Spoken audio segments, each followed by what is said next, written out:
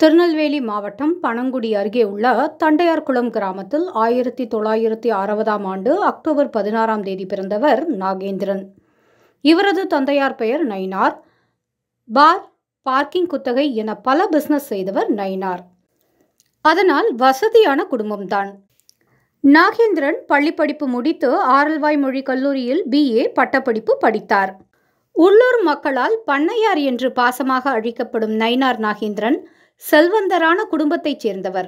நெல்லை பனங்குடி அருகே உள்ள தண்டையார்குளம் நயினாருக்கு சொந்த ஊர்.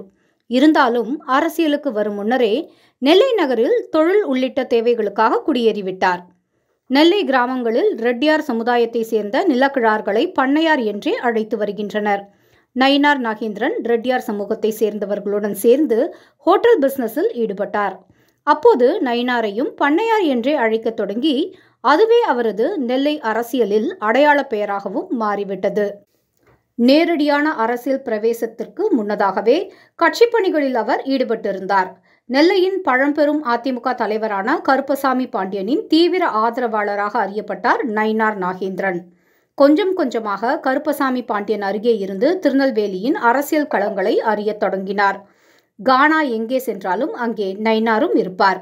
கானாவை பார்க்க வருபவர்கள் இடத்திலெல்லாம் தன் அன்பாலும் தன்மையான பேச்சாலும் தனி இடம் பிடித்தார் நயினார் நாகேந்திரன்.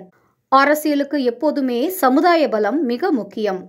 இந்த வகையில் கள்ளர், மறவர், அகமுடையோர் என்று 3 பெரும் பிரிவுகளை உள்ளடக்கிய முக்குலத்தோர் சமுதாயத்தை சேர்ந்தவர் என்பதால் அவருடைய சமுதாயம் நயினார் நாகேந்திரன் அரசியலுக்கு பெரும் பலமாக இருந்தது. மறவர் சமுதாயத்தை சேர்ந்த நயினார் நாகேந்திரன் ஆப்பநாட்டு கொண்டையன்கோட்டை மறவர் என்ற மெஜாரிட்டி பிரிவை சேர்ந்தவர். பசும்பொன் முத்துராமலிங்க தேவரும் இதே பிரிவை தான் சேர்ந்தவர். கருப்பசாமி பாண்டியனுடைய அன்பும் ஆதரவும் பெற்று வளர்ந்து கொண்டிருந்தார் நாகேந்திரன். அப்போது திருநெல்வேலி மாவட்டத்தின் அதிமுகவின் இலக்கிய அணியில் நிர்வாகியாக நியமிக்கப்பட்டார். அதன் பிறகு பனங்குடி நகர செயலாளர் பதவியை பெற்றார். தனது சமுதாயத்தின் பலத்தோடு சசிகலா, டிடிவி தினகரன் ஆகியோர் வரை நெருங்கினார் நயினார் நாகேந்திரன்.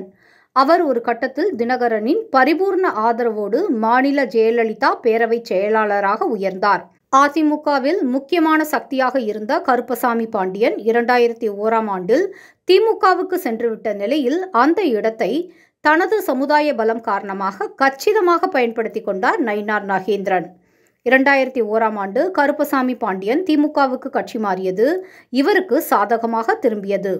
2001 முதல் 2006 வரையிலான ஜெயலலிதாவின் ஆட்சி காலத்தில் அமைச்சராகும் வாய்ப்பு இவருக்கு கிட்டியது. அதிரடியான அமைச்சர் பதவி பறிப்புகள் சாதாரணமாக நடைபெறும் ஜெயலலிதா நிர்வாகத்திலும் முழுமையாக 5 ஆண்டுகள் அமைச்சராகவே தொடர்ந்தார் நயினார் நாகேந்திரன். பல முறை துறைகள் மாற்றப்பட்ட போதும் அமைச்சர் பதவியை இவர் இழக்கவில்லை என்பது குறிப்பிடத்தகுந்தது. அதுவும் தொழில்துறை, மின்சாரம், போக்குவரத்து துறை உள்ளிட்ட முக்கிய துறைகளை அந்த காலகட்டத்தில் இவர் வகித்தார்.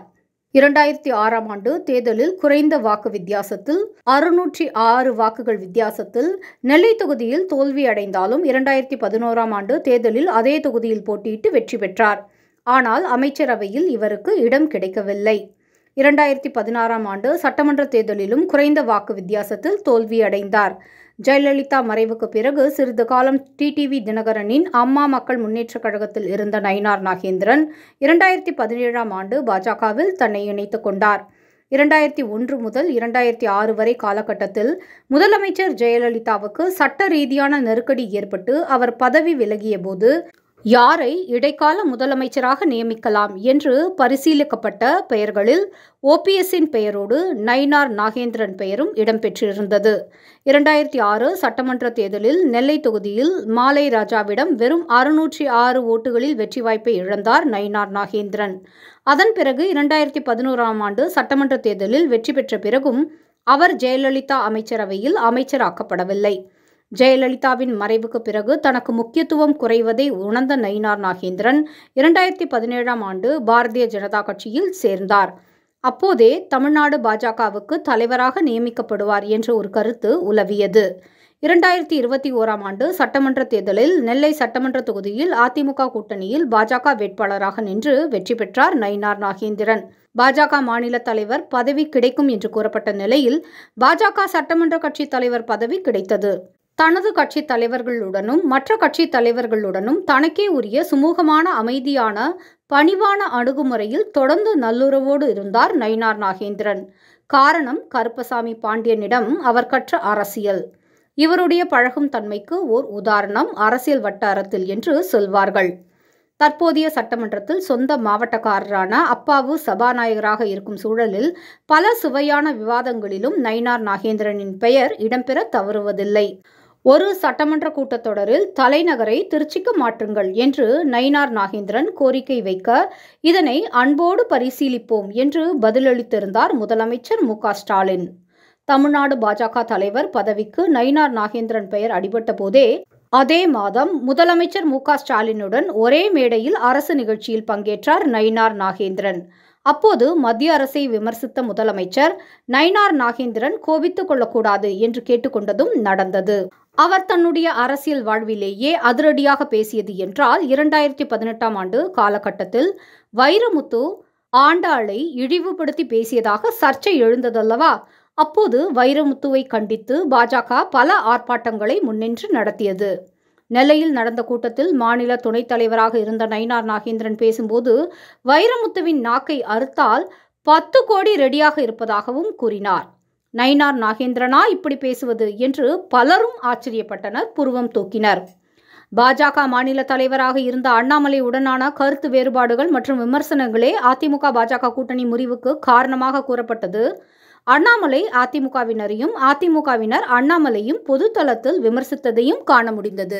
இந்த நிலையில் ஏற்கனவே அதிமுகவில் இருந்தவராக இருந்த நயினார் நாகேந்திரன் இந்த பொறுப்புக்கு கொண்டு வந்து அதிமுக பாஜக இடையே இருந்த மோதல் போக்கை முடித்து வைத்தது பாஜக தலைமை. சட்டமன்ற உறுப்பினராக இருக்கும் போதே 2024ஆம் ஆண்டு நடைபெற்ற நாடாளுமன்ற தேர்தலிலும் பாஜக சார்பில் திருநெல்வேலி தொகுதியில் போட்டியிட்டார். இந்த தேர்தலில் அதிமுகவை பின்னுக்கு தள்ளி 2ஆம் இடத்தை பிடித்தார். அமித்ஷாவை கூட்டி வந்து ஒரு மாநாட்டையும் நடத்தினார். இப்போது தமிழகம் தலைநிமிர தமிழனின் பயணம் என்ற பெயரில் ஒவ்வொரு பகுதியாக தேர்தல் பிரச்சார கூட்டங்களை தொடர்ந்து நடத்தி வருகிறார் பாஜக மாநில தலைவர் நயினார் நாகேந்திரன்.